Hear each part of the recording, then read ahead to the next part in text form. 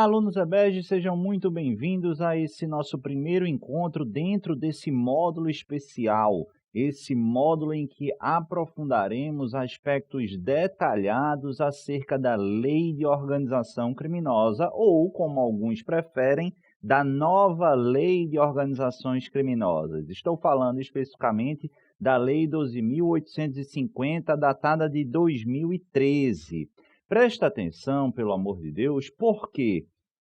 Porque essa, sem dúvida alguma, dentro do campo da área criminal, é uma das leis mais importantes que você tem para aprender. Bastante difícil, repleta de detalhes, foi um verdadeiro desafio orquestrar, organizar, modular esse nosso curso de Lei de Organização Criminosa. Isso desafiou muito porque é uma lei relativamente nova, conforme eu disse, uma lei de 2013, que envolve aspectos de direito material, mas também, em especial, aspectos relacionados à investigação e à parte processual propriamente dita, mas, acima de tudo, porque versa sobre institutos, no mínimo, polêmicos, com uma densidade doutrinária bastante acentuada por todos aqui. Eu vou citar dois: colaboração premiada e infiltração de agentes. Tem muita coisa, dialoga com tratados e convenções internacionais, vale aqui ressaltar a Convenção de Mérida e a própria Convenção de Palermo, voltada para a criminalidade organizada, ao passo que a de Mérida se relaciona com aspectos da corrupção. E, além de tudo isso, envolve uma série de aprofundamentos jurisprudenciais. Não podemos passar ao largo, quando a gente estuda a Lei de Organizações Criminosas, em especial o Instituto da Colaboração Premiada, pela Operação Lava Jato, que já há muito vem descortinando e aprofundando uma série de aspectos e, naturalmente, refundando algumas bases polêmicas e controversas. E como os tribunais superiores têm se posicionado acerca desse delineamento? Já tem várias manifestações. Então, para a construção desse módulo, a gente estudou obras específicas, direito inclusive internacional. Eu tive a oportunidade e o cuidado de analisar, sem brincadeira, mais de 1.000 páginas de votos de ministros, tudo para tentar dinamizar o seu aprendizado, e o desafio é colocar isso didaticamente para os senhores e para as senhoras. É óbvio que a gente não pode exigir de vocês que tenham esse grau de aprofundamento no estudo doutrinário, afinal há um mar de outras coisas que vocês precisam estudar. É por isso que eu falo, esse é o meu desafio, essa é a minha obrigação, é para isso que eu estou aqui. O professor tem que estudar, aprofundar o assunto e didaticamente modular isso para os senhores e para as senhoras, e é justamente isso que eu tentarei fazer a partir desse nosso primeiro encontro. Sem pressa alguma, caminhando no ritmo que eu entendo pertinente e percussiente, fazendo as corretas observações, as corretas verticalizações, ao fim e ao cabo das aulas que a gente tem pela frente. Minha expectativa é que os senhores e que as senhoras estejam 100% seguros, prontos, sabendo aprofundadamente a Lei 12.850 e as principais controvérsias que as cercam. Beleza? Iniciamos, como sempre o fazemos, pela introdução. Só que, ao invés da gente introduzir de imediato a própria Lei 12.850, a própria Lei de Organizações Criminosas, eu preciso falar um pouco sobre a estruturação desse nosso curso sobre a Lei de Organizações Criminosas, a Lei das ORCRIMs. A gente vai dividir a nossa estruturação inicialmente aportando ou abordando os aspectos atrelados ao processo penal, ou, como eu prefiro, aos aspectos processuais e investigatórios da Lei 12.850. ao fim e ao cabo das aulas, dos encontros, versando sobre a parte processual, que já antecipo, sem dúvida alguma, é a grande parte do nosso curso, cerca de 75% a 80%. A gente, ao final, a gente volta para abordar, sim, aspectos também muito importantes relacionados ao aspecto do direito material, do direito penal, observados na referida lei. Antes, nessa primeira aula, a gente vai se antecipar um pouquinho em relação ao aspecto material, porque necessariamente, para uma efetiva contextualização, resta imprescindível que eu aborde o conceito de organização criminosa e a evolução normativo-legislativa acerca dessa temática. Então, basicamente, num campo introdutório, nessa primeira aula, a gente vai verticalizar um pouco sobre o aspecto material. Vou pedir vênia aos senhores e às senhoras para dar uma pausa e aí a gente focar no que realmente mais nos interessa e onde a gente vai repousar as principais energias, investir as principais energias, que é justamente no campo e no aspecto processual penal, e ao final a gente retoma sem menor importância o aspecto material, analisando questão de dosimetria, questão da nova tipologia e alguns reflexos no campo do direito material. Tranquilo, bacana, combinado? Então vamos partir justamente para as ORCRIMs. Considerações sobre o tema de organização criminosa, de organizações criminosas.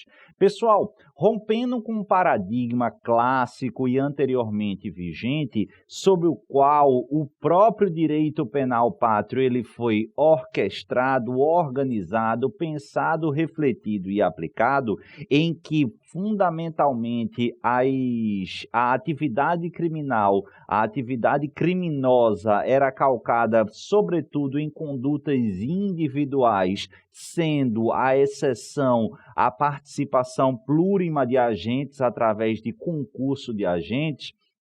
Mais modernamente, a gente tem percebido que há uma modificação. A macrocriminalidade, seja na esfera mais de um campo de violência, seja no campo de traficância de drogas ou ainda na macrocriminalidade econômica, tem sido cada vez mais perpetrada por grupos, por associações, ou seja, condutas plurimas passando a ser a regra. E a partir daí, há uma série de desafios impostos ao legislador e ao operador do direito, em especial aos órgãos da persecução penal. Eu digo isso, sabe por quê? Porque se você tem um estratagema, uma lógica, um campo investigativo e processual que é pensado, voltado à sua aplicação, sobretudo para as condutas regras praticadas individualmente, a tendência até incitar a do nosso raciocínio é concluir que essas mesmas técnicas, esse mesmo procedimento investigatório, esse mesmo comportamento, ele não é ideal, ele não é adequado e ele não vai ser perfeitamente efetivo para esse outro tipo de criminalidade, até porque as organizações criminosas, os grandes grupos, as associações criminosas, esse corpo de coletividade pensado estruturalmente, organizado efetivamente para a prática da criminalidade, é justamente e possui um modus operandi próprio, possui uma forma de se imiscuir no próprio Estado, de apagar ou dificultar os rastros probatórios, que desafia técnicas especiais, meios de obtenção de prova, ou seja, comportamentos diferenciados. Só que para a gente ter esses comportamentos diferenciados, por vezes até mais invasivo e restritivo de algumas liberdades e garantias fundamentais, a gente precisa de um arcabouço diversificado, um arcabouço legislativo diferente. E a Lei 12.850, em 2013, finalmente vem justamente para ocupar esse vácuo, essa necessidade já desde há muito enxergada. E por que eu falo desde há muito?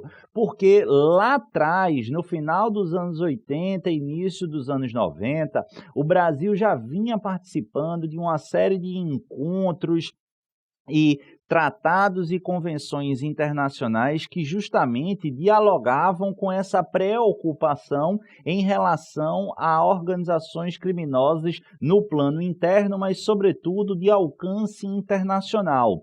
Nesse ponto, a gente pode destacar que lá atrás, no ano de 1995, já adveio a primeira norma que é conhecida ainda hoje com o nome em iuris de antiga Lei de Organizações Criminosas. Estou falando da Lei 9034 de 95, uma lei bastante polêmica que a gente vai aprofundar um pouco mais à frente sobre essas polêmicas, sobre algumas inconstitucionalidades que nos deixaram lições muito importantes, mas essa lei tem um marco histórico muito interessante de inaugurar efetivamente no campo legislativo essa preocupação estabelecida no plano internacional, nessas conversas, nesse diálogo que o Brasil também já fazia parte. Só que essa lei 9034 de 95, ela nos apresentava uma série de problemas,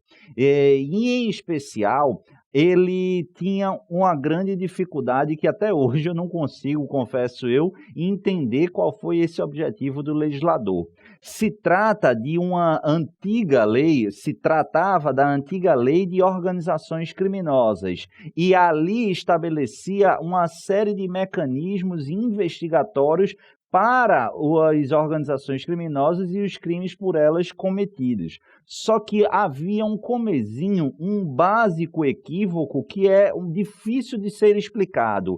Uma lei de organizações criminosas que sequer traz a definição do que seria organizações criminosas é por si só bastante problemática. Seria problemática em qualquer área do direito, ainda mais, em especial, se estabelecendo no campo penal e, sobretudo, se estabelecendo um tratamento, ao menos em tese, mais rígido para aquele mecanismo ou para aquela forma de cometimento do delito. Leia, presta atenção, a Lei 9034 de 95 não tipificou o crime de organização criminosa.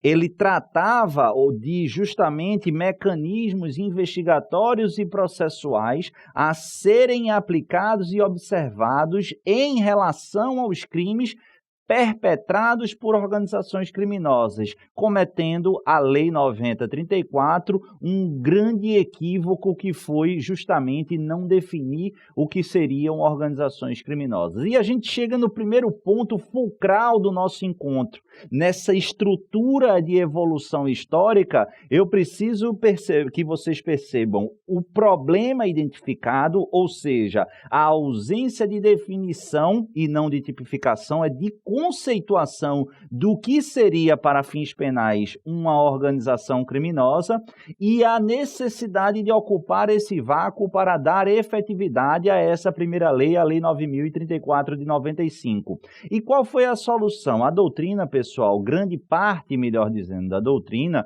à época a doutrina majoritária, passou a defender a seguinte ideia: olha, é verdade que a Lei 9034 cometeu esse equívoco, foi omissa no ponto de definição do que seria organizações criminosas com a finalidade de dar efetividade aos comandos ali estabelecidos. Contudo, o Brasil é subscritor da Convenção de Palermo, uma convenção internacional que, dentre outras coisas, se debruçou sobre a macrocriminalidade e, em especial, se debruçou justamente por essa criminalidade praticada por organizações criminosas. Essa convenção foi internalizada no direito pátrio através do Decreto 5015 de 2004 e, nesse decreto, nessa convenção, atenção ao conceito do que seria a organização criminosa. E o que é que a doutrina fez? Olha, a Lei 9034, ela traz de mecanismos investigatórios e processuais, procedimentais em relação aos crimes praticados por organizações criminosas, mas não conceitua o que é organizações criminosas. Para ocupar esse vácuo, a gente vai tomar de empréstimo aquela conceituação estabelecida na Convenção de Palermo, que foi internalizada no direito pátrio pelo Decreto 5015 de 2015. Pedro, mas o que diria, ou o que dizia, o que diz a Convenção de Palermo quanto à conceituação de organização criminosa? Na tela aqui, o pessoal presta atenção que organização criminosa na Convenção de Palermo e, segundo essa doutrina, conceito esse que deveria ser utilizado para viabilizar a efetividade da Lei 9034, seria caracterizada como um grupo estruturado de 3 ou mais pessoas, existente há algum tempo e atuando concertadamente com o propósito de cometer uma ou mais infrações graves ou enunciadas na presente convenção, com a intenção de obter direta ou indiretamente um benefício econômico ou outro benefício material. Beleza, pessoal? Só que essa conceituação tem vários problemas.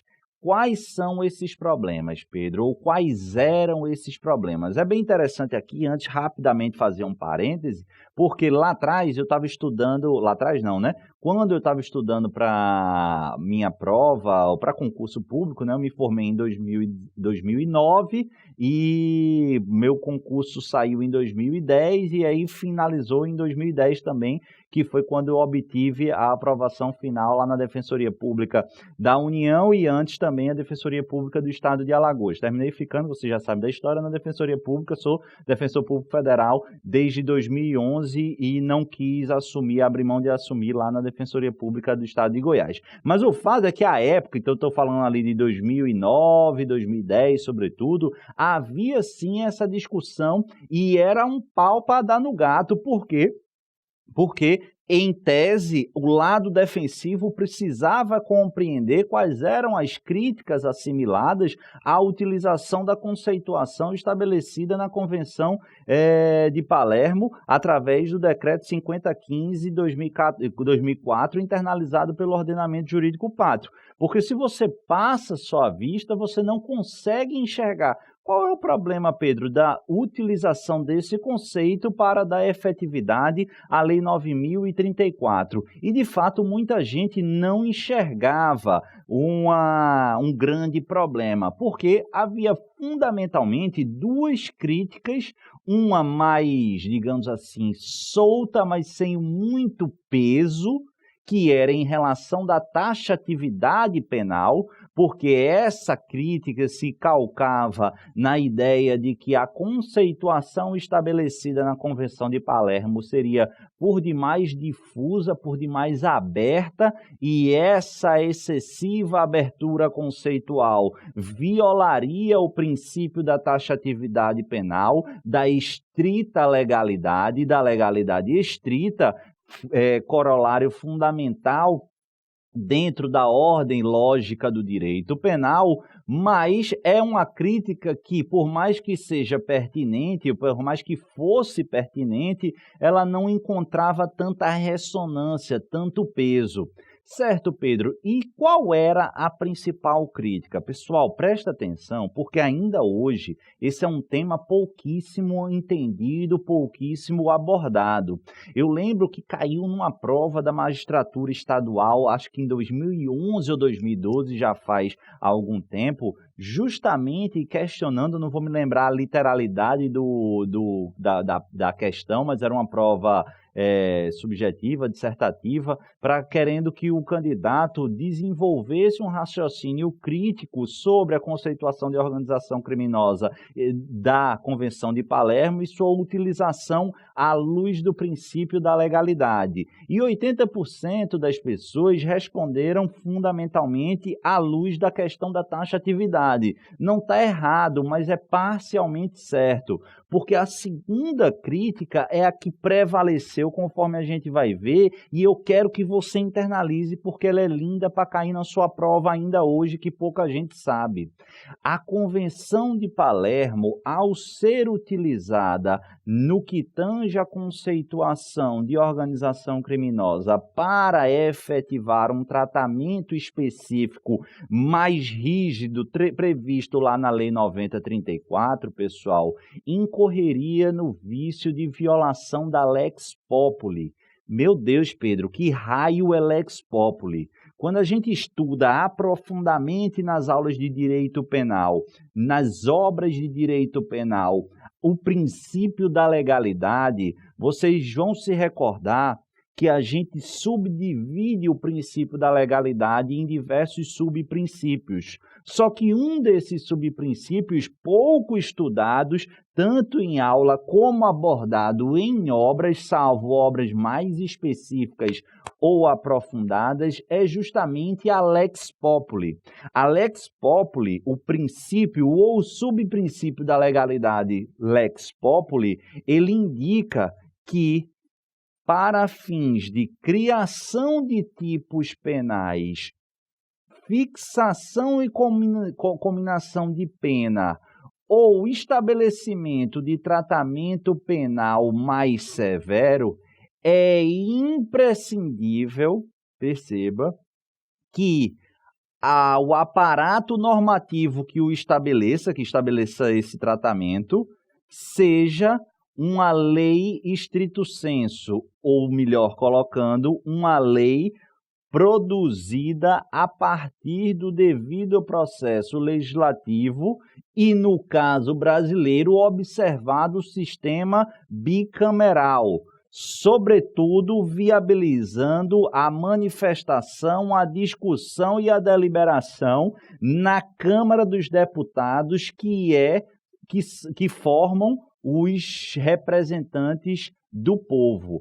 Apenas os representantes do povo teriam legitimidade e idoneidade para versar acerca de tratamento penal, cominação de penas ou criação de tipos penais. A importação de um texto convencional, de um texto de um tratado internacional que se estabeleça uma conceituação que implique tratamento mais recrudescido ou que se estabeleça um tipo penal autônomo não teria eficácia no direito interno, porque tal comportamento violaria a Lex Populi. Pedro, que viagem! Então, basicamente, o que essa lógica da Lex Populi ou do subprincípio da legalidade do Lex Populi diz é: quer criar tipo, doutor? Quer aumentar a pena, doutor? Quer dar um tratamento mais recrudescido em relação a qualquer outro comportamento na esfera criminal, no caso específico de organização criminosa?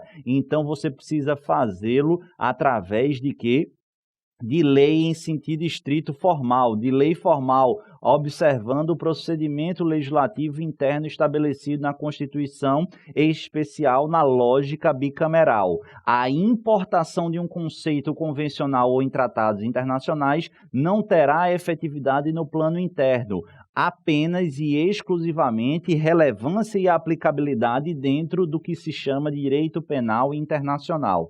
Então, Pedro, quer dizer que para o Brasil, segundo essa lógica, não importava esse conceito de organização criminosa da Convenção de Palermo. Não é isso que eu estou falando. Ele importava, só que sua efetividade, sua eficácia se restringiria no plano internacional, até mesmo no que tange a obrigação do Brasil em reprimir essas organizações criminosas. Isso aí é responsabilidade do plano internacional, até a sua aplicabilidade no plano internacional, mas no plano interno não. Não teria, sem uma lei em sentido formal, efetividade e possibilidade de utilização sob pena de violação ao princípio da legalidade, especificamente no subprincípio do Lex Populi.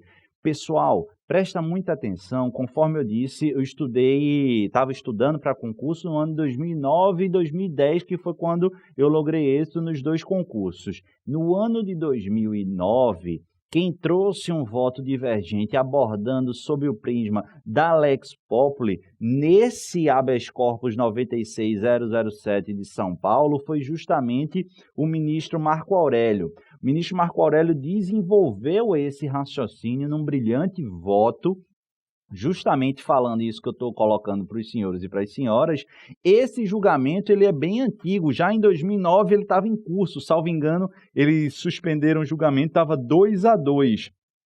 E ele só veio a findar em junho de 2012. E no julgamento veio a prevalência justamente desse raciocínio.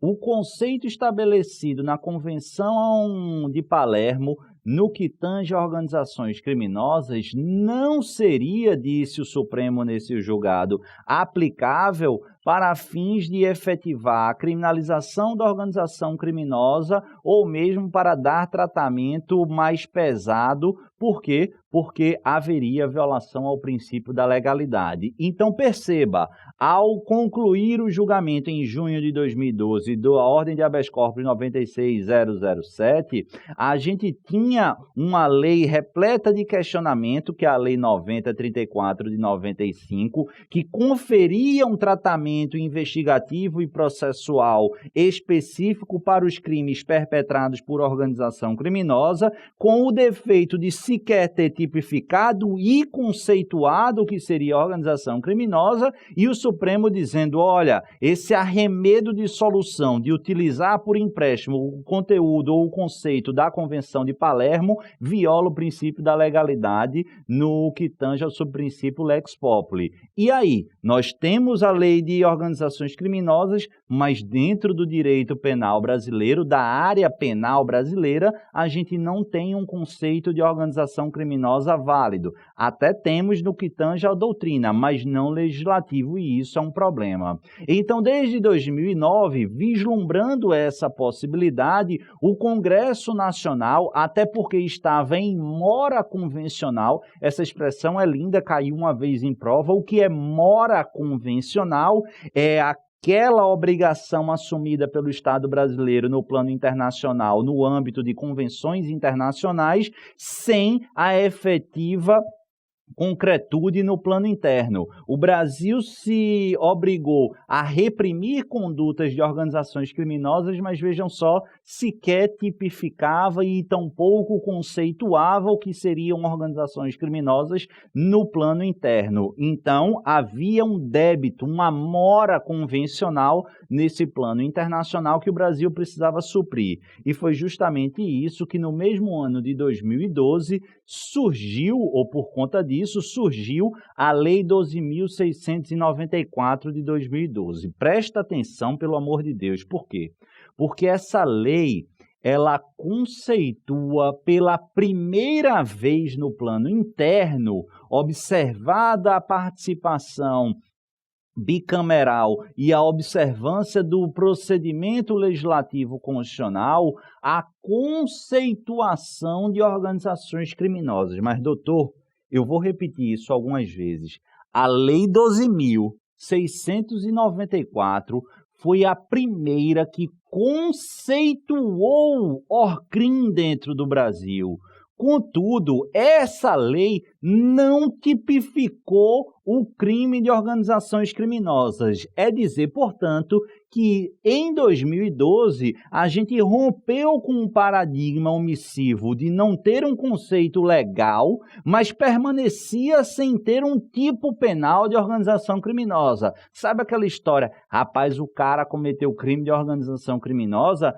Até 2012 não tinha isso, mesmo após a Lei 12.694. E aí você me pergunta, Pedro, para que raio o legislador conceituou a toque de caixa pela Lei 12.694, o que era, o que seria a organização criminosa, mas não efetivou a sua tipificação? A ideia, pessoal, dessa Lei 12.694 é regulamentar o processo e julgamento colegiado em primeiro grau de jurisdição de crimes praticados por organizações criminosas. Lá nas aulas futuras a gente vai aprofundar, inclusive, à luz de alguns julgados da Corte Interamericana de Direitos Humanos, um pouco mais sobre esse julgamento colegiado de primeiro grau. Mas, fundamentalmente, a ideia aqui era permitir que, considerando algumas situações em que o juiz competente para o caso concreto se verificasse com a sua rigidez física ameaçada, ele poderia convocar para determinado ou determinados atos juízo colegiado em primeiro grau. Trariam outros 2 representantes e haveria esse julgamento colegiado pelos 3 sem a identificação do voto de cada um. Eu vou explicar isso lá na frente, não se preocupem. Mas a ideia da 12.694 era justamente essa. Então, para eu aplicar esse regramento, o que é que eu vou considerar organizações criminosas? E aí, justamente no artigo 2º, ele trouxe a conceituação para os efeitos desta Lei 12.694, ou seja, para os efeitos de aplicação do processo e julgamento colegiado em primeiro grau, organização criminosa vai ser considerada a associação de 3 ou mais pessoas, estruturalmente ordenada e caracterizada pela divisão de tarefas, ainda que informalmente, com o objetivo de obter direta e indiretamente vantagem de qualquer natureza, mediante a prática de crimes cuja pena máxima seja igual ou superior a 4 anos ou que sejam de caráter transnacional. Bacana, Pedro, isso em 2012, mas a gente ainda continuava com um grande problema. Tranquilo, 12.694, finalmente eu tenho um conceito interno de organização criminosa, mas eu não tenho o crime de organização criminosa. E aí, justamente, para dar um tratamento específico à Lei 12.850 de 2013, essa que é o fulcro fundamental dos nossos encontros dentro desse módulo, veio a ser editada e publicada, dando eficácia justamente à lógica da organização criminosa. E além de tipificar e de conceituar, a Lei 12.850 dispôs sobre investigação, meios de obtenção de prova, a criação de determinadas infrações penais para além do crime de organização criminosa e o procedimento criminal a ser aplicado nessas situações. Pessoal, o que é que aconteceu? Além de dar essa robustez de tratamento, pouco menos de 1 ano, agora eu não me lembro qual foi a data da publicação comparativa da 12.694 e da 12.850, mas pouco tempo, menos de 2 anos de diferença, a gente já teve um novo conceito do que seria organização criminosa, porque o parágrafo 1º do artigo 1º modificou o conceito da 12.694. Aqui, nessa Lei 12.850, e tatua no braço esse conceito, que é o que vale, organização criminosa é a associação de 4 e não 3 ou mais pessoas, estruturalmente ordenada e caracterizada pela divisão de tarefas, ainda que informalmente, com o objetivo de obter direta ou indiretamente vantagem de qualquer natureza, mediante a prática de infrações penais cujas penas máximas sejam superiores a 4 anos ou que sejam de caráter transnacional. Pedro, é igual o conceito da 12.694 ou houve diferença? Houve diferença e a gente vai precisar atentar para elas, porque é aqui que o seu examinador ele vai perturbar o seu juízo. Presta atenção nesse quadrinho, porque aqui é para prova objetiva, eu vou precisar de transpiração. A vantagem desse quadro é porque ele já destaca as 3 observações, os 3 aspectos que modificou em relação a 12.694 para 12.850. Mas eu preciso que você reiteradamente vá visitando essas 3 observações. Repito, porque isso cai em prova. Seu examinador ele tem o quê? Ele tem maldade no coração. Ele não recebeu carinho da mãe dele nem do pai dele. E aí ele desconta em você. Sabe o que é que ele faz? Ele pega e diz, de acordo com a Lei 12.850, esse é o conceito de organização criminosa. E aí utiliza ou todo, e aí fica fácil, mas o pior é quando ele utiliza apenas de um ou outro detalhe da 12.694 e vai nos trazer problema. Vamos lá, as observações. 12.694, associação de 3 ou mais pessoas. Na 12.850, de 4 ou mais pessoas. Você tiver aí a associação de 3 pessoas, muito provavelmente a gente vai ter o crime lá do 288, que é a de associação criminosa, antiga quadrilha ou bando, se restarem preenchidos os demais requisitos, que lá na frente a gente vai ver também. Aqui, para se tratar de organização criminosa, eu vou precisar de 4 ou mais pessoas. E na 12.694, estruturalmente ordenada e caracterizada pela divisão de tarefas, ainda que informalmente. Essa exigência se é reproduzida na 850, com o objetivo de obter direta ou indiretamente vantagem de qualquer natureza. Isso foi mantido na nova conceituação, mediante a prática de crimes, perceba, cujas penas máximas sejam igual ou superior a 4 anos, ou que sejam de caráter transnacional. E aqui temos novidade, mediante a prática de infrações penais, ou seja, ao menos em tese, conceitualmente, seria possível uma organização criminosa voltada para a prática de contravenções, sobretudo se essas contravenções tivessem a transnacionalidade como sua máxima, como sua essência.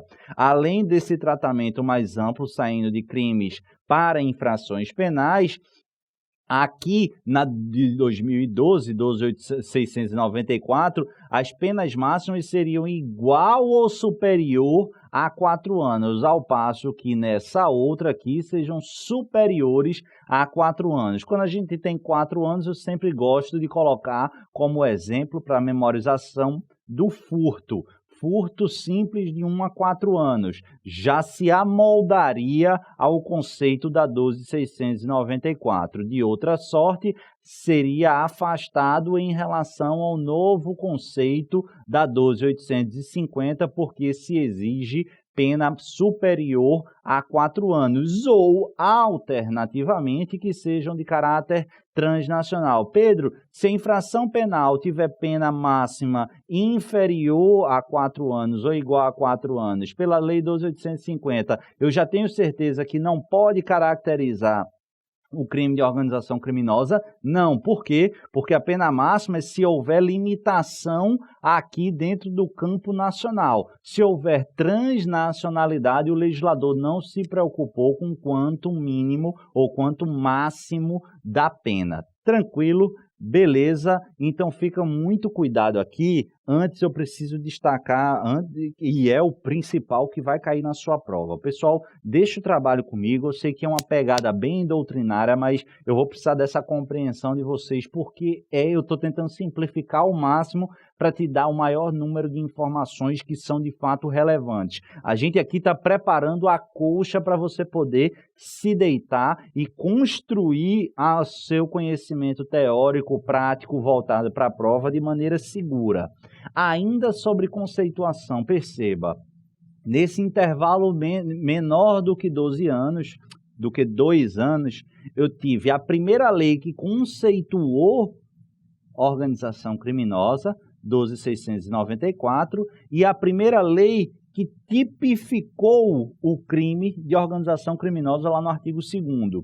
Só que além de tipificar o que seria o crime de organização criminosa, essa lei 12.850 também inovou no conceito de organização criminosa, trazendo sensíveis diferenças em relação àquele conceito utilizado pela 12.694. Sabe qual é a questão que o seu examinador vai fazer? Doutor, o ordenamento jurídico brasileiro possui 2 conceitos de organização criminosa? Perceba que essa é uma pergunta bastante capciosa. E por quê?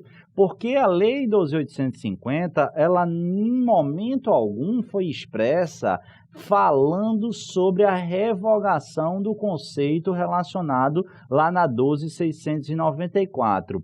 É diferente, por exemplo, da antiga Lei de Organização Criminosa. A Lei 12.850, ela é taxativa, ela é expressa ao afirmar que essa Lei 12.850 revoga na íntegra a Lei 9034 de 95. Por isso que eu posso falar sem medo de errar que a antiga Lei de Organização Criminosa 9034 de 95, ela ficou para a posteridade, para a história e para a gente aprender com ela, porque vigência não há mais, ela foi revogada expressamente pela Lei 12.850.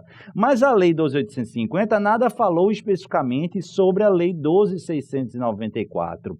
E a dúvida que se pôs, e é esse questionamento que vai ser feito na sua prova, é: doutor, o Brasil possui um conceito de organização criminosa na nova Lei 12.850 e outro restrito à observância desse conceito para a aplicação do chamado juízo colegiado de primeiro grau.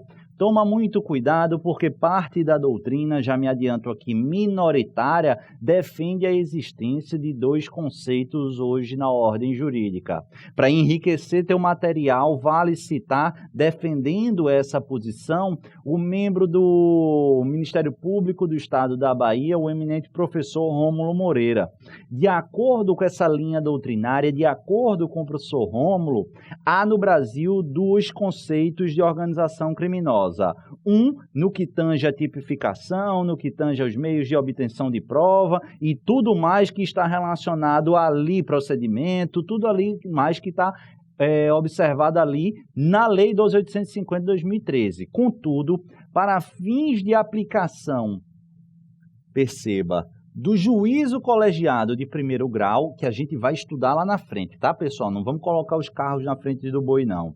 Haveria um outro conceito. Por exemplo, a associação de 3 ou mais pessoas é crime de organização criminosa? Não. A gente viu na Lei 12.850. Contudo, para fins de aplicação ou possibilidade de aplicação do juízo colegiado de primeiro grau, seria válida a utilização desse conceito. Teríamos, pois, segundo essa corrente, repito, minoritária, dois conceitos de ORCRIM.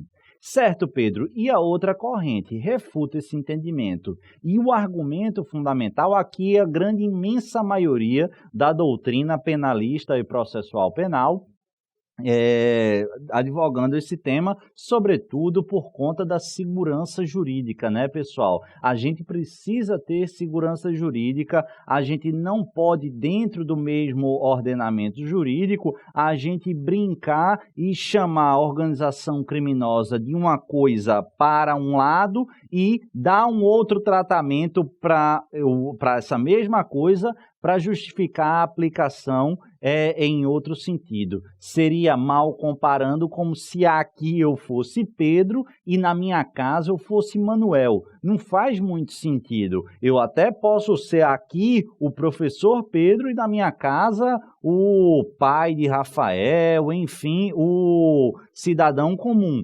Mas em ambos os lugares, juridicamente, eu sou Pedro. Não dá para ser duas pessoas, duas personalidades. Eu sou a mesma coisa. O Instituto da Organização Criminosa também. Não faz sentido o seu conceito ser utilizado e versado diferentemente à luz do interesse de uma lei ou de outra. Daí porque, em razão da segurança jurídica, a maior parte da doutrina advoga a existência única de um conceito, justamente o da lei posterior da Lei 12.850. A Lei 12.850, anota aí, pelo amor de Deus, não revogou a Lei 12.694. Ela revogou a Lei 9034 de 95. Contudo, a Lei 12.850 revogou e alterou o conceito de organização criminosa plasmado na Lei 12.694. Então, para fins de formação do juízo colegiado de primeiro grau, repito, que a gente vai estudar ainda dentro desse módulo, eu não vou mais utilizar o conceito estabelecido na 12.694, mas sim o conceito da Lei 12.850. Então, se quiser anotar no seu material, hoje prevalece o entendimento que o conceito de organização criminosa válido exclusivamente é o da D 12.850 de 2013, que indica ser a ORCRIM, a associação de 4 ou mais pessoas estruturalmente ordenada e caracterizada pela divisão de tarefas, ainda que informalmente, com o objetivo de obter direto e indiretamente vantagem de qualquer natureza, mediante a prática de infrações penais cujas penas máximas sejam superiores a 4 anos ou, alternativamente, que sejam de caráter transnacional. Questão muito interessante, pessoal, presta atenção aqui que em provas mais avançadas a gente pode se deparar com esse questionamento. É o seguinte, lá no artigo 11 da 12.850, a gente vai estudar lá na frente a infiltração de agente. Sabe o que é que pode cair? Beleza, doutor. Quer dizer que o mínimo da associação ou da organização criminosa é a associação de 4 ou mais pessoas. Então, quer dizer que se eu estiver diante da reunião com todos esses requisitos de 4 pessoas, eu vou poder estar diante de uma organização criminosa. Sim, excelência, exatamente isso. Aí, sabe o que ele vai perguntar? Certo, doutor, mas vamos imaginar o seguinte. Dessas 4 pessoas, uma é um agente infiltrado. É um agente policial que, mediante autorização judicial, de acordo com o artigo 11 da Lei 12.850, ele se infiltra dentro do agrupamento da associação. É ele que é o número-chave para verificar, atingir esse número de 4 pessoas, número esse mínimo, para a conceituação da organização criminosa. Nesse caso, no número mínimo de 4 pessoas, deve-se computar eventual agente infiltrado? Que questão bonita. Doutora, é bem verdade que parcela da doutrina advoga no sentido positivo, que sim deve ser considerado, até porque os agentes envolvidos estão, de acordo com a consciência e vontade, assumido aquele dolo, elemento subjetivo e também os requisitos objetivos para a perpetração da reunião estável, estruturada e organizada da ORCRIM, conforme estabelece a lei 12.850. Nessa linha se posiciona, por exemplo, as lições do Guilherme de Souza Nucci. Contudo, essa não é a melhor orientação e tampouco me parece ser a corrente que vai prevalecer. Obviamente, isso ainda não foi e nem acredito que o seja levado ao conhecimento dos tribunais superiores, STF e STJ. Contudo, o argumento bastante efetivo que a doutrina traz, por todos, vale citar para o professor Marcos Paulo Dutra, é justamente na seguinte linha. Perceba que a essência da organização criminosa é o chamado ânimos de associação. O aspecto subjetivo atrelado àquela reunião estável, o corpo de reunião permanente voltada intencionalmente à prática de infrações penais e à obtenção de vantagem de qualquer natureza. Ocorre que o agente infiltrado, ele não está, na verdade, imbuído desse caráter ou desse elemento subjetivo associativo. Falta a ele o interesse de estável e permanentemente se associar aos demais para obter vantagem de qualquer natureza através de cometimento de infrações penais, conforme estabelece a lei. Antes, o contrário. Na verdade, aquele jogo de cena estabelecido pelo agente infiltrado numa técnica investigativa, numa técnica especial de investigação, ele é efetivamente, ou ele caracteriza o ânimos associativo. Como assim? O ânimos dele é se imiscuir dentro daquele grupo, daquela associação de pessoas para debelar aquela, entre aspas, célula criminosa que está ou que já é ou que está na iminência de se tornar uma organização criminosa. Nessa linha, não nos parece adequado contabilizar esse agente infiltrado como um número efetivo dentro da organização criminosa. Beleza, tranquilo. Agora toma cuidado, não está aí, mas já puxa, pelo amor de Deus, que isso também vai cair na sua prova. Repito, não está aí no nosso roteiro, mas acabei de dar um estalo aqui.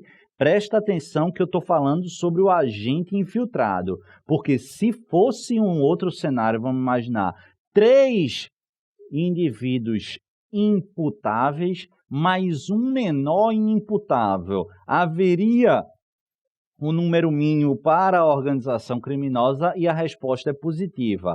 Ainda que esse menor, por ser inimputável, não responda pelo crime de organização criminosa, ele é sim contado em relação à punição ou à caracterização, à tipificação da conduta dos demais como um número a ser contabilizado para fins de análise da caracterização ou não da organização criminosa. Para o menor, sim, ele é contado, para o agente infiltrado, não obstante a doutrina de Guilherme de Souza Nutti, nos parece mais adequado e majoritário refutar essa análise. Avança aqui comigo. Finalmente, conforme eu havia dito, chegamos nos aspectos processuais e procedimentais da nova lei de organizações criminosas. Espera aí, Pedro, tem um monte de coisa de direito material que você não falou. É verdade, eu já tinha antecipado, repito, como é que é a estruturação da nossa aula, ou das nossas aulas. Essa breve, e não tão breve assim, mas importantíssima introdução dentro do campo analítico, conceitual, doutrinário, de aspecto material, que não tinha como deixar de ser, das organizações criminosas, e aí a gente passa já nesse final de primeira aula e pelas próximas aulas a aprofundar o aspecto processual, procedimental, investigativo, e concluída essa parte a gente retoma com tanta importância e cuidado para a gente finalizar o raciocínio, justamente esses aspectos atrelados à parte de direito material, questões de dosimetria, questões de aplicação da pena e, efetivamente, uma análise mais percussiente dos tipos penais trazidos pela Lei 12.850, por um simples motivo. Várias dessas leis, ou melhor, vários desses tipos penais trazidos pela Lei da OCRIM, elas se relacionam a institutos processuais, a institutos investigativos, a meios de obtenção de prova que a gente precisa anteriormente analisar, estudar e aprofundar. Beleza? Tranquilo? Então vamos adiantar. Aproveitar esse restinho de aula já para ir tocando, não adianta a gente parar aqui, porque tem muita coisa para a gente enxergar, para a gente absorver.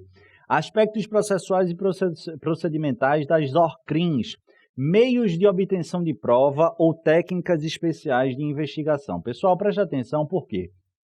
Porque esse artigo 3º, ele inaugura um ponto muito chave do estudo da 12.850, que é justamente a análise do rol de meios de obtenção de prova a serem aplicados, observados em relação ao crime de organização criminosa ou aos crimes de organização criminosa por extensão, quais sejam aqueles crimes perpetrados, aquelas infrações penais perpetradas pelas organizações criminosas. Então, o artigo 3º, ele dá esse rol e, a partir do artigo 4º, há alguns tratamentos específicos sobre os temas. O artigo 4º, que é um dos mais importantes, se não mais importante, ele esmiuça em detalhes o que nós passamos a conhecer como colaboração premiada, que vai ser o foco também de algumas aulas aqui por nós avaliados. Mas além da colaboração premiada, a gente tem vários outros meios de obtenção de prova ou técnicas especiais de investigação. Vamos lá, inciso 1º, colaboração premiada. A gente vai estudar isso profundamente aqui nos nossos próximos encontros. 2, captação ambiental de sinais eletromagnéticos, ópticos ou acústicos. Isso aqui eu não vou falar porque a gente dá uma conversada nisso quando a gente analisa e estuda a lei de interceptação telefônica. E aqui não dá para a gente tratar de absolutamente tudo, a gente escolhe algumas situações. Mas a captação ambiental aqui segue a mesma lógica daquilo que a gente fala em relação ao tema na lei de interceptação telefônica. A ação controlada em razão das peculiaridades, a gente tem ação controlada na lavagem de capitais, a gente tem ação controlada na lei de drogas, dentre outras, mas essa aqui é muito interessante, a gente aprofunda a ação controlada aqui, fazendo diferenciação com o flagrante esperado. Avança aqui para o inciso 4º, perceba aqui, acesso a registro de ligações telefônicas e telemáticas a dados cadastrais constantes e bancos de dados públicos ou privados e informações eleitorais comerciais, interceptação das comunicações telefônicas e telemáticas nos termos da Lei 92/96 de 96, afastamento dos sigilos financeiro, bancário e fiscal nos termos da legislação específica. Aqui tem, a gente destaca também lá na frente a Lei Complementar 105 de 2001, com um novo entendimento trazido pelo Supremo Tribunal Federal. Inciso 7, infiltração por policiais em atividade de investigação na forma do artigo 11. Vou aprofundar muito nesse instituto que está lá também previsto na Convenção de Palermo. Inciso 8 aqui, cooperação entre instituições e órgãos federais, distritais, estaduais, municipais, na busca de provas e informações de interesse da investigação da instrução criminal. Beleza, tranquilo. Pedro, esses meios de obtenção de prova podem ser utilizados ainda que ausente a organização criminosa? Pessoal, tema muito bacana, muito interessante. Presta atenção aqui, eu sei que você está cansado, mas acorda aí antes da gente finalizar. Esse tema é muito sensível, pouco abordado, e eu acho e já vislumbro uma questão deliciosa para se cair na tua prova. Presta atenção aqui. O que é que acontece? A gente já disse e falou rapidamente do artigo 1º, já mencionou a tipificação de ORCRIM no artigo 2º, vou estudar lá no final, e já observei o que fala dos meios de obtenção de provas especiais ou técnicas especiais de investigação no rol fixado no artigo 3º. Aí a gente intuitivamente e de maneira acertada prevê que esses meios de obtenção de prova da 12.850, eles seriam aplicados para a investigação do crime de organização criminosa, já que a 12.850 tipificou esse crime. Essa é uma assertiva correta. Outra assertiva correta, por mais que haja uma doutrina minoritária advogando em sentido contrário, nessa linha o professor Pacelli, mas eu depois vou explorar um pouco mais o posicionamento do professor Pacelli, mas a maior parte, e para o seu material isso basta, a Lei 12.850 ela é aplicável, inclusive em relação aos meios de obtenção de provas especiais, aos crimes, ou melhor, às infrações penais praticadas pela organização criminosa. Aqui na sua prova você vai ler, como tem na doutrina, encontrar a expressão crime de organização criminosa por extensão. Crime de organização criminosa estrito sensu, qual é? Artigo 2º. Crime de organização criminosa por extensão são as infrações penais praticadas pelas organizações criminosas. Beleza. Então, esses dois grupos, a gente sabe que está contemplado na utilização dos meios de obtenção de prova da Lei 12.850. Mas a dúvida que existe é, esses outros meios de obtenção de prova, melhor dizendo, meios de obtenção de prova, podem ser utilizados mesmo que ausente a organização criminosa? Perceba, por exemplo, se eu estiver um crime unissubjetivo, só uma pessoa praticou um crime, há alguma possibilidade de eu utilizar os meios de obtenção de prova claramente fixados para a organização criminosa contra essa uma pessoa? É aqui que o aluno se enrola. Por quê? Porque a doutrina não explora a contento essa excepcionalidade. Perceba que o artigo 1º, inciso 2º, ele traz escondidinho um cuidado que passa desapercebido. No parágrafo 2º, inciso 1º, meu amor, presta atenção, há finalmente a transcrição do teor do artigo 109, inciso 5º da Constituição Federal, aquele que fixa a competência da Justiça Federal de primeiro grau para o processamento e julgamento de determinados crimes.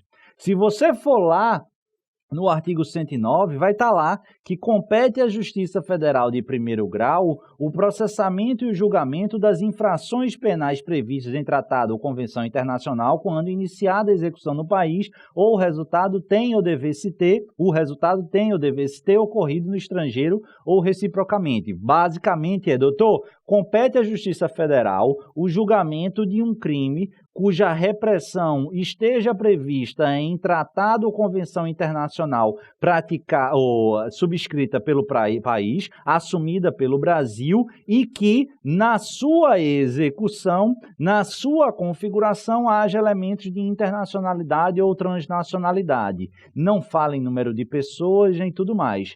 Aí o que é que acontece? Perceba que além, muito lindo isso, da justiça, da competência ser da Justiça Federal, você ganha a possibilidade de utilização dos meios de obtenção de prova da Lei 12.850, pouco importando o número de autores dessa infração penal. Por quê? Porque o artigo 1º, inciso 2º, parágrafo 2º, inciso 1º da Lei 12.850, dizendo, para esse cara aqui, a minha lei, os meus meios de obtenção de prova também são aplicáveis. O que vai cair na sua prova, doutor, o que vai cair na sua prova, doutora, é isso aqui, eu estou sonhando com isso. Presta atenção, pelo amor de Deus, porque esse é o crime do momento. Eu sei que é de 2016, mas repito, esse é o crime no momento. Presta atenção, meu anjo. Tráfico internacional de pessoas. Deixa o trabalho comigo, presta atenção aqui. Tráfico internacional de pessoas existia até 2016 no artigo 231 do Código Penal e exclusivamente para fins de exploração sexual. Era o crime de tráfico internacional de pessoas para fins de exploração sexual. Artigo 231. Esse artigo 231, se você abrir seu vademecum aí, ele não existe mais. Ele foi, entre aspas, revogado. Entre aspas, não, ele foi revogado. Ele, em verdade, ele foi substituído e ampliado através da Lei 13.334, que veio a punir, a prever e a punir o tráfico de pessoas. Tiro internacional. O artigo 149A, ele pune o tráfico de pessoas, beleza? E não apenas tráfico de pessoas com finalidade de exploração sexual. Tem um monte lá de finalidade, para exploração laboral, para tráfico de órgão, enfim, tem uma série lá de incisos explicando. Opa, Pedro, então quer dizer que não existe mais tráfico internacional? Existe. O artigo 149A, ele tipifica o tráfico de pessoas. Tira o internacional e tira a finalidade exclusiva de exploração sexual. Está lá, mas ela é uma das finalidades. Pedro, e internacional? A internacionalidade está prevista no parágrafo 1º, inciso 4º, salvo melhor juízo. E esse parágrafo 1º, ele traz uma causa de aumento de pena, salvo melhor juízo, de 1/3 à metade. Ou seja, posso estar equivocado, tá, pessoal? Faz tempo que eu olhei o quanto, mas eu tenho quase certeza que o preceito secundário do artigo 149 é de 4 a 8 anos de reclusão mais multa, e em havendo internacionalidade vai incidir a causa de aumento de 1/3 à metade por conta da internacionalidade. Artigo 149A, parágrafo 1º, inciso 4º. Isso é muito importante. Por quê? Porque se uma pessoa for responsável pelo tráfico internacional de pessoas, a gente vai ter a competência da Justiça Federal, artigo 109, inciso 5º. E por quê? Porque o tráfico de pessoas é um crime que foi objeto de vários tratados e convenções internacionais, tendo o Brasil, perante a comunidade internacional, assumido o compromisso de reprimir tal comportamento, inclusive no campo criminal penal. E há, nesse caso, a transnacionalidade. justifica artigo 109, inciso 5º, beleza. Além dessa competência, eu também vou poder utilizar a Lei 12.850, especialmente, presta atenção, os meios de obtenção de prova. Por quê? Porque é o próprio artigo 1º, parágrafo 2º, inciso 1º da Lei 12.850 que nos autoriza. Isso é muito importante. Beleza, pessoal? Tranquilo, isso vai cair na sua prova. Se você entendeu, se você achou bacana, manda um feedback ou por aqui, nosso sistema de chat aí, tira a dúvida, ou de preferência lá no nosso Instagram, para eu saber que vocês estão curtindo. Inciso 2º, vamos esticar um pouquinho aqui para a gente fechar esse assunto.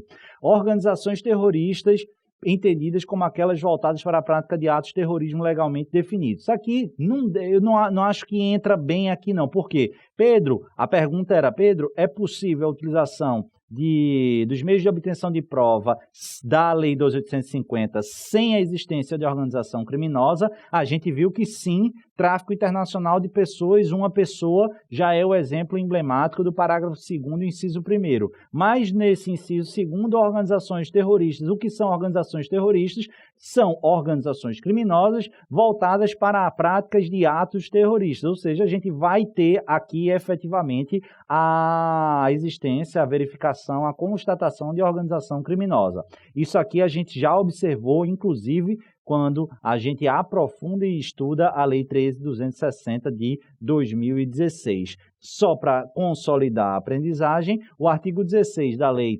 Antiterrorismo aponta que são aplicáveis todas as disposições da Lei de ORCRIM 12.850 para a investigação, processo e julgamento dos crimes previstos naquela lei. Assim, para terrorismo, eu também vou aplicar claramente aqui as previsões. Pedro, mas e se o ato de terrorismo for praticado por uma só pessoa? Aqui presta atenção. Aí eu vou precisar te perguntar, é possível no Brasil a prática de terrorismo por uma só pessoa?